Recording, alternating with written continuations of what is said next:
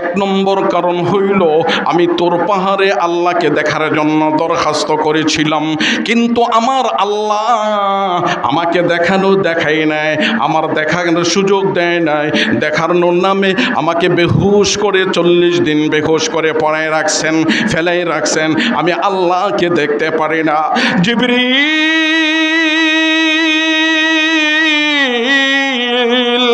আমাকে আল্লাহ দেখা দেয় নাই, কিন্তু মুহাম্মদকে সাক্ষাৎকার দেওয়ার জন্য, মুহাম্মদকে দেখানোর জন্য দাওয়াত করে ওই মক্কা থেকে ফিলিস্তিন এনেছে।